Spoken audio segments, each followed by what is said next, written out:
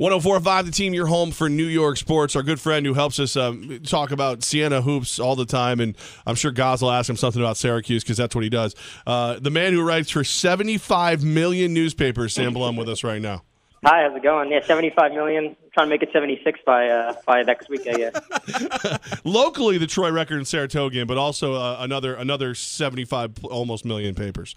Sam, we appreciate you. And all joking aside, the Troy Record, the Saratogian, and you got to sit down with head coach for Siena men's hoops, Jimmy Patsos. Were you surprised how open he was during the interview? I was, and the question, we were mostly just talking about the team, and that was kind of the basis of the interview. But we had spoken a couple weeks ago, and he had mentioned to me that he thought that Siena was a B program right now and was having a B season, I guess, and that he was proud of that. And when I tweeted that quote out, it got some negative feedback from a lot of the Siena fans. And so I asked him, does that stuff, rattle you at all, if that bothers you? And he went off for pretty much 20 minutes to that question, which, you don't really want to interrupt him when he's talking. And he could interrupt himself a lot, but you don't want to interrupt him. And you really can't interrupt him. Interesting. You can't interrupt him, Sam. It's impossible. It's yeah. Like I said, he'll interrupt himself enough where he'll change his train of thought a few times. And, I mean, you get off topic, and I think that's kind of when it gets most interesting. But I was a little surprised, if only because I don't really understand, the point of picking fights with people that root for your team, and it, at the end of the day, are still hoping for your success and invested in your success. So that's my personal opinion on it. So I was a little surprised, and I didn't necessarily, understand it. But I do think that, I think it's just human nature that if, somebody's, calling up, criticizing you about the way you're doing your job, writing about the way you're doing your job, I guess that would, probably get under your skin, no matter what profession it is.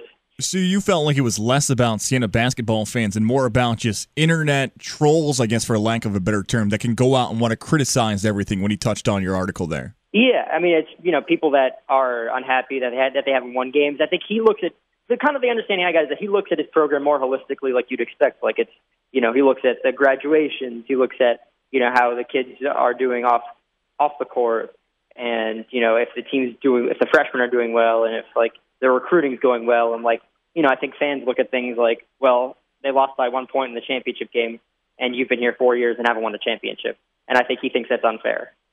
I think I agree with him as well, because it's just a different level in the mid-major, and that's what Siena is. That look, you look at a program, it's one good league, right? Exactly. You look at a program like a Syracuse or an ACC or a Big Ten, where you can finish 4th or 5th in your conference, and you can get to the NCAA tournament. Coaches like Jimmy Patsos, they're determined by 1 week. He talked about how the program was struggling when he inherited it. I think he said something along the lines of he didn't inherit Disneyland when he took this over. It seems as if he's improved the program, so he should be viewed as having success for Siena.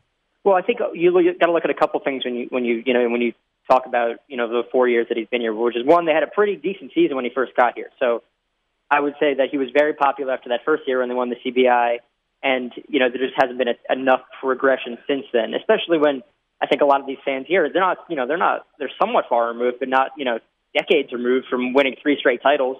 And I think that he also makes a good point that I wanted to mention in your last question, which was that Siena doesn't have, they don't take junior college transfers and they don't take fifth-year grad transfers. And the fifth-year grads are becoming like a really big deal in college basketball, obviously in the past, 5 or 6 years. And so that's become, a bit of a, I guess it doesn't help Siena that they can't really, they're a 4-year college, not going to be getting any of those guys. And so I think that he says right now Iona is the only better program than Siena in the MAC, and they're a program that takes those guys, and they have a little bit more wide range of recruits that they can get. Then again, Iona's a small school, and they have a worse facility and all that, but there's still some disadvantages that the Saints deal with. Sam Blum with us right now on 104.5 The Team. He covers Siena and a whole lot more for the Troy Record and the Saratogian. One of the answers that has restarted, I was going to say started a fire, but has restarted a fire, was about the Albany Cup. What is your take on Patsos' take for the Albany Cup?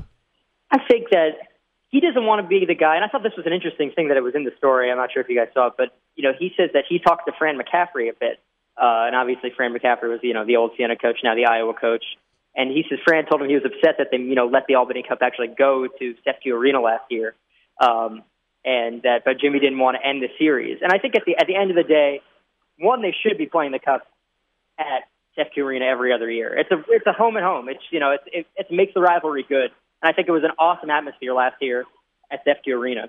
But at the end, I think if you kind of look at the dynamics of the Capital Region and the head coaching scene, like Will Brown's been here for he'll be close to like 16, 17 years this year, and Jimmy's a 4-year head coach that has never been to the NCAA tournament with his with this team at least. He's obviously won a national title in Maryland, been to the NCAA tournament at Loyola, but he's never been here at Siena. And Will Brown's he's a staple of the region. He's not going anywhere. So I think that when it comes down to it, like Will Brown's probably just going to win this argument. He's probably going to. They're not going to not play the series, and Will Brown's not going to play the series only at the Times Union Center. So that just seems to be the perspective on it. And I think that it's in 2 years it's going to be Sefke 18, as we saw Will Brown tweet. Very funny. Sam, did you say that to Jimmy that you thought it should be every other year? I didn't say that, Tim. I don't like when I'm asking him questions. I don't like to give him my opinion on stuff, but I do think it should be at Sefke. You're a smart man. He probably would have lost his mind. Yeah. You tell me to take the purple off. It wouldn't go over well. Now, how about the Siena team overall? Do we see this team possibly getting over preseason expectations and competing for a MAC championship this season? It's really going to be an interesting conference because Siena lost a bunch of their seniors, obviously, but so did so did a lot of teams. That's typically the nature of seniors. But especially this past class with a guy like Justin Robinson, Monmouth won't be nearly as good. And I think it's going to be. I think Iona's going to be the favorite. I think Manhattan's going to be a good team. Monmouth will be good again. I like you never know with a team like Quinnipiac that's just paying their coaching staff a lot, investing in their program a lot. That's going to be an interesting surprise team possibly. But I think Siena has a pretty decent chance to at least compete. I really like Deshaunte Sivers, Nico Claris. If he can have the year that I think they're hoping for, there's getting back to that championship game shouldn't be too big of a shock for anybody that follows Siena basketball. I think it's a solid team, and I know for a fact that Jimmy really likes a lot of the young guys. He we know he's an honest guy, and I think that if he wasn't a fan of them, he'd say it. And he seems to really be high on Jordan Horn, Christian Bentley, Prince Aduro just won the U19 World Championship banner with the Canadian team in Egypt.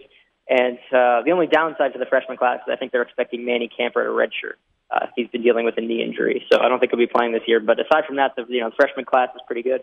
He's already in midseason form, Sam Blum. You can read his stuff in the Saratogian and the Troy Record. And, of course, you'll hear him here during the season because he's nice enough to make us sound like we know what we're talking about. Sam, we appreciate you. I really appreciate it. Have a good day, guys. Take care.